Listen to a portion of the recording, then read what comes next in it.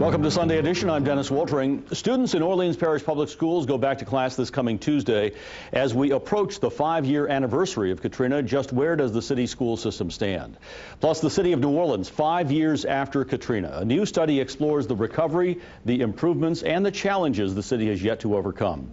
But first, now that runaway BP well is capped, the big question for a lot of people is just how much oil is still floating around in the Gulf. The National Incident Commander, retired Admiral Thad Allen, says only 26% of the oil is still in the Gulf.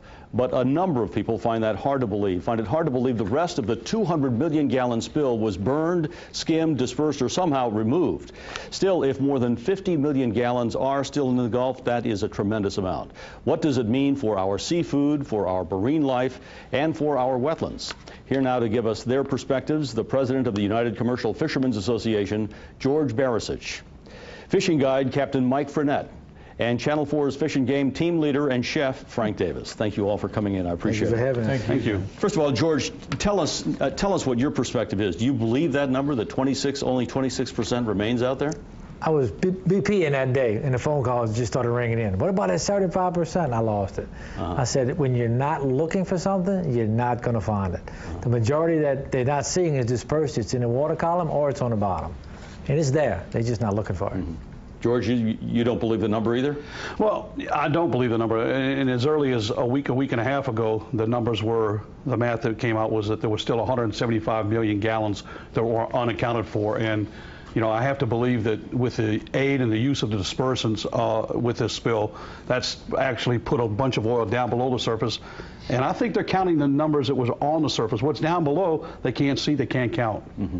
And yet, Frank, you said you were out today as we tape, and you saw the waters were looking pretty good. Had pretty water, but that's on the inside. That's on inside marshes that have been boomed earlier, you know, and we've had winds coming out of the north lately, and we've had the confluence of the Mississippi, you know, all that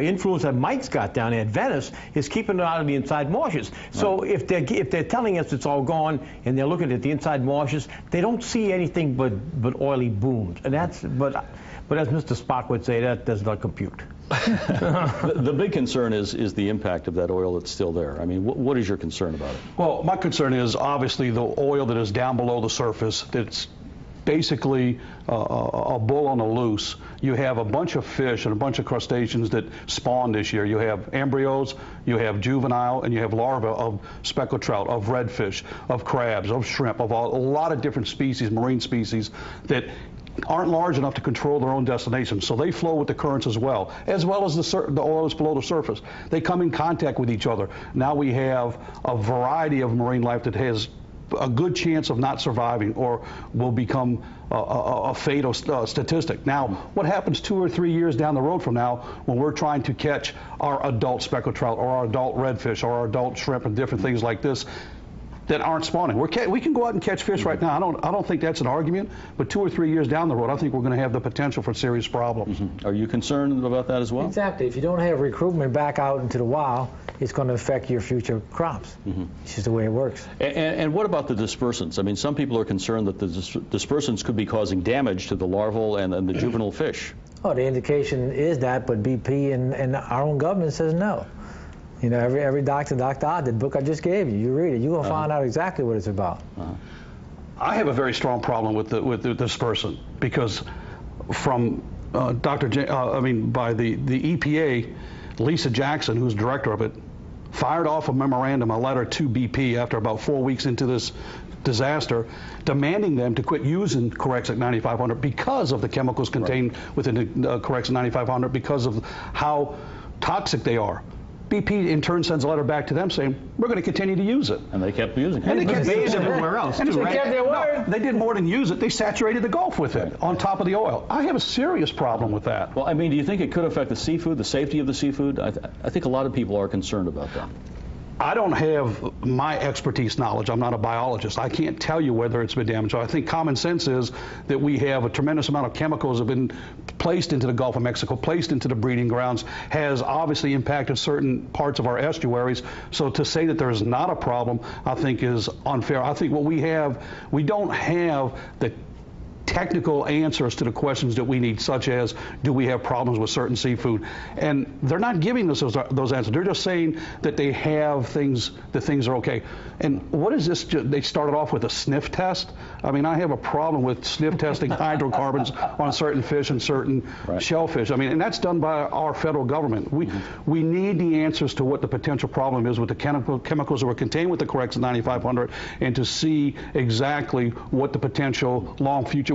Right now, you can go to beaches along Empire, you can go beaches along South and Southwest Pass. Fiddler crabs are just dying left and right because they've come in contact with the oil. A lot of the marine fishes eat the small hermit crabs and the different fiddler crabs. If they're being contaminated, I know that the potential is, I'm not saying it's a complete black cloud, but we got to have these questions answered. It's like a coubillon. You know, I mean, you got a nice big, you got a liquid here that looks wonderful. Right. That liquid being the Gulf of Mexico and the inside marsh, but you don't know what it is you put in the coubillon and how it's going to affect what it is you're going to eat later. You can't say with any certainty, oh yeah, what we just stirred in is going to be great. You don't know that, and that's the thing we're dealing with. We got so many unknowns here. Is the greater concern long-term more than short-term? I mean, short-term, does it seem like the fish that we're catching are okay? I mean, because long-term is down the road. We don't know what, as Mike just said, we don't know what that long-term effect's going to be. We know that the oysters are glued to the bottom. They're going to get it. They're going to get the oil. They're going to get the dispersant. The shrimp are going to have to swim through this stuff to come in and out. The crab's going to try to swim to get away from it, but they got to go through it. And we're talking about the food line. This is the food chain for everything. That's food, those speckled trout, the redfish, the flounder, everything else. Culture of South Louisiana and food for much of the country. Absolutely. And another thing to be considered about, we have a tremendous amount of coastal wetlands erosion that we've dealt with for the last several years. What I'm really concerned about now, you have a subsurface oil contamination that's down below. We have a tremendous amount of vegetation that you don't see that's below the surface that is very compelling to keeping our estuaries together. We lose that vegetation below. You're going to see an accelerated loss of wetlands.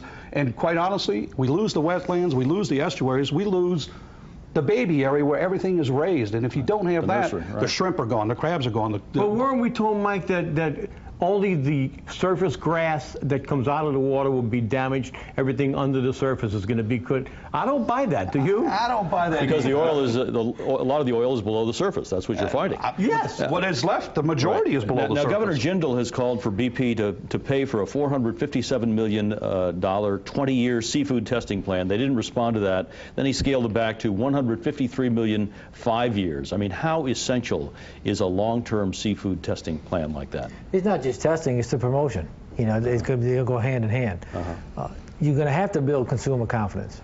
I'm going to give you an example. I was on Last One Shrimping. They dropped the price 40 cents a pound, $1.90 to $1.50, 2 weeks before they closed it. So already consumer confidence was dropping. And then when they closed the last area, it dropped to right now I can go shrimping, the area's open, but I don't have a buyer, and a buyer I don't have a processor. Well, the consumer confidence in other parts of the country is really low. Oh, it's terrible. But in this region, I mean, I think some people are concerned as well. I think they are concerned, and I think the reason, and this is my opinion, the reason why obviously they're concerned is that we've had a lot of contamination into our resources. But to me, I don't think there's really been the effective and the efficient testing that should be done on the different seafood and different fin fish. So either. The problem was at the meeting with the FDA. I don't know if you were there, but they asked them why they didn't test for Corexit. The answer? We don't have the technology. We didn't think it was there. That was the answer to me. So what do you think? Real quickly, we're almost out of time. I want to go to all three of you. What do you think needs to be done at this point? You got to develop a test for the Corexit that's in there and see if it is safe. Let's put it out there. But if it's not, or if it's questionable, we got to know. Or if it could be good, damaging bad, and the different. seafood We have to know what it is. I think that the real concern is our bottoms, and our bottoms include the wetlands, include the offshore waters. I think we have to have some core samples taken from the bottom. We have to have more testing under the surface right now to see exactly what exists, because as far as I'm concerned, as far as the math that I'm looking at, we have a tremendous amount of oil combined with probably the Corexit 9500 still out in the Gulf and still around the coastal areas, in the passes, in the wetlands south of Venice, and we have a lot to be concerned about that, and that needs to be tested. All right. I think Mike hit it right on the head. You know, you got to know what's under the surface. You know, this is why the movie Jaws had such an impact, because you could never see that shark. okay? And everybody, he might be here, he might be there. We've got the same situation. We got oil that's down, and I'm sorry, I don't believe that when millions of gallons are shooting out of a pipe for 100 and something days, that all of a sudden 75%'s gone. I don't buy that. And down the road, we don't know what's going to happen. All we know is that even today, if all of a sudden everything was wonderful, it would take us 2 years to rebuild confidence on people eating our seafood. I get 200, 300 emails a day, and they all say, I can't come down there because the seafood's not good to eat. They even told me the other day, Lake Pontchartrain must be covered with oil. So, I mean, the word is out, but it's exaggerated like hell, and we don't know what the truth is. Thank you all for coming in. I appreciate it. The story will follow closely.